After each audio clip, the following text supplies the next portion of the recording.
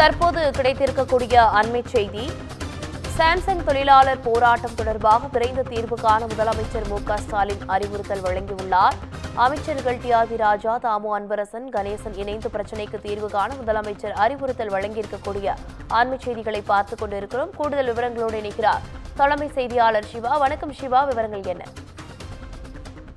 சாரா, நீண்ட நாட்களாக போராடி வரக்கூடிய சாம்சங் தொழிலாளர்களுடைய போராட்டத்திற்கு ஒரு தீர்வு காண வேண்டும் என்றும் அதற்கு விரைந்து தீர்வு காண வேண்டும் என்று தமிழ்நாடு முதலமைச்சர் மு.க.ஸ்டாலின் தற்போது அறிவுறுத்தியிருக்கிறார். குறிப்பாக இந்த சாம்சங் தொழிலாளர்கள் போராட்டம் தொடர்பாக பேச்சுவார்த்தை நடத்தி வரக்கூடிய அமைச்சர்கள் டி.ஆர்.பி. ராஜா மற்றும் தாம்போ அன்பரசன், அதே போன்று சி.வி. கணேசன் ஆகியோர் இணைந்து இந்த பிரச்சனைக்கு தீர்வு காண வேண்டும் என்று முதலமைச்சர் மு.க.ஸ்டாலின் அறிவுறுத்தியிருக்கிறார்.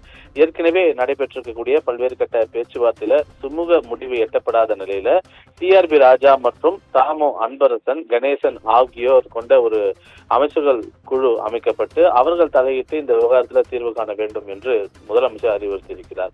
குறிப்பாக கிட்டத்தட்ட ஒரு மாதத்திற்கு மேலாக சாம்சங் தொழிலாளர்கள் தங்களுடைய ஊதிய உயர்வு, பதவி உயர்வு மற்றும் தொழிற்சங்கங்களை அங்கீகரிப்பது போன்ற பல்வேறு கோரிக்கைகளை வலியுறுத்தி தங்களுடைய குடும்பத்தாருடன் காஞ்சிபுரம் மாவட்டத்தில் இருக்கக்கூடிய ஸ்ரீபெரும்புத்தூரில் தொடர் போராட்டத்தில் அவர்கள் இருந்து வரக்கூடிய இந்த நிலையில இந்த போராட்டத்திற்கு தீர்வு காண வேண்டும் என்பது தொடர்பாக ஏற்கனவே தொழிலாளர் நலத்துறை அமைச்சர், அதிகாரிகள் கொண்ட பல்வேறு கட்ட பேச்சுவார்த்தைகள் நடைபெற்று வந்தாலும் அந்த பேச்சுவார்த்தை எந்தவித உடன்பாடும் எட்டப்படாமல் இருந்தது. இந்த நிலையில்தான் 3 அமைச்சர்கள் கொண்ட ஒரு குழு என்பது ஏற்படுத்தப்பட்டு குறிப்பாக டி.ஆர்.பி. ராஜா, தாமோ அன்பரசன், அதே போன்று கணேசன் ஆகிய அமைச்சர்கள் கொண்ட குழு உருவாக்கப்பட்டிருக்கிறது. இந்த குழு வரக்கூடிய திங்கட்கிழமை தொழிலாளர்கள் மற்றும் நிறுவனத்துடன் பேச்சுவார்த்தை நடத்தி இதற்கு விரைந்து தீர்வு காண வேண்டும் என்று தற்போது முதலமைச்சர் மு.க.ஸ்டாலின் அறிவுறுத்தியிருக்கின்றார். சாரா,